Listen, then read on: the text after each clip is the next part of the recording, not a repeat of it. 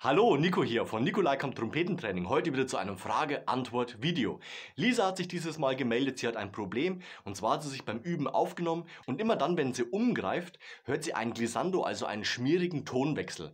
Wie kann sie die Sache trainieren und was ist genau der Grund von diesem schmierigen Klingen? Lisa, ganz einfach, die Frage ist wirklich leicht zu beantworten.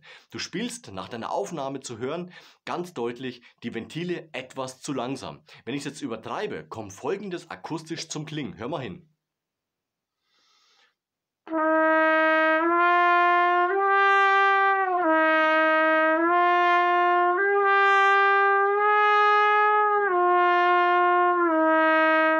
Jetzt natürlich absolut in Zeitlupe nachgemacht, damit man einfach mal hören kann, was das eigentliche Problem ist. Also die Ventile sind wirklich zu langsam betätigt worden und deswegen kommt auch dieses schmierige Klingen im Trompetenton zustande. Du kannst es natürlich ganz einfach wegbekommen, indem du einfach beim Üben ganz bewusst, deutlich, schnell und bewusst deine Ventile betätigst. Das heißt, wenn du zum Beispiel diese Clark Second Study spielst, dann machst du in Zeitlupe, aber die Ventile laufen schnell.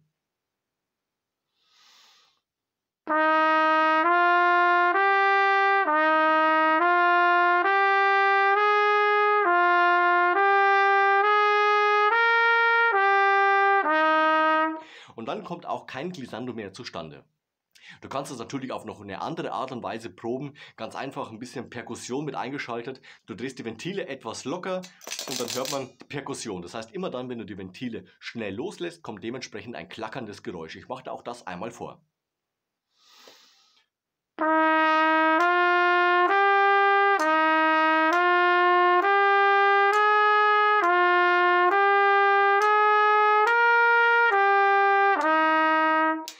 Das kann man natürlich auf diese Art und Weise trainieren. Ich denke aber, die erste Übung, dass du ganz bewusst einfach dran denkst, die Finger wirklich schnell zu betätigen, die Ventile schnell und ganz bewusst nach unten zu drücken, beziehungsweise schnell wieder nach oben gleiten zu lassen, dann hast du auch keine Probleme und du wirst sehen, dieses Glissando wird wirklich schnell weggehen und dementsprechend hast du dann auch einen saubereren Trompetenklang. Es gibt natürlich noch eine andere Möglichkeit, die war aber allerdings bei deiner Aufnahme nicht zu hören. Ich möchte es nur nicht missen, jetzt in diesem Video auch diese Problematik zu erwähnen.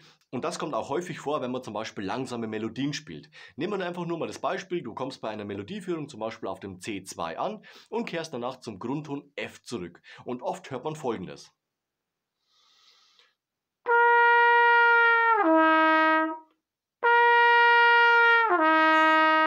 Das heißt, du zeigst also, während du den Ton C2 spielst, schon die Richtung an, deswegen sackt der Ton so nach unten ab, in welche Richtung du gleich weiter spielen wirst.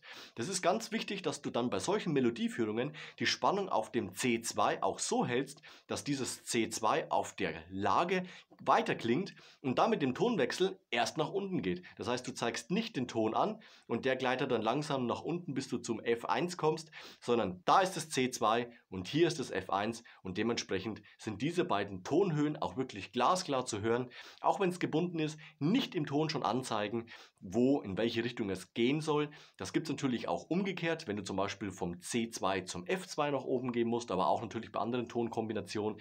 Also die Richtung ist da entscheidend, nicht, dass der Ton auf einmal klingt, dann auf einmal ganz matt wird vom Klang, also intonationsmäßig viel höher wird und dann kommt irgendwann das F, sondern der Ton muss stabil bleiben und der trifft auch ein stabiles F jetzt in diesem Beispiel. Das heißt, nicht Folgendes machen, sondern Folgendes machen. Ich mache dir beides vor.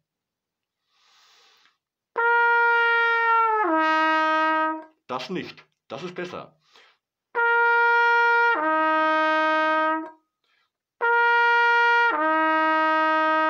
Dann hast du zwei Töne, die absolut stabil klingen und zeigst nicht während dem einen Ton schon an, in welche Richtung es gleich weitergeht. Also unbedingt darauf achten, dass deine Ventile schnell betätigt werden, schnell nach unten gehen, schnell nach oben gehen.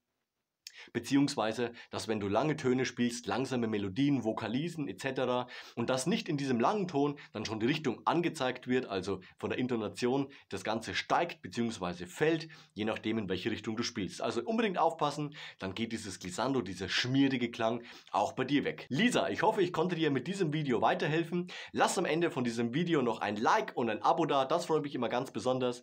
Wir sehen uns nächste Woche zu einem neuen Video rund ums Trompete spielen. Bis dahin, ciao, euer Nico.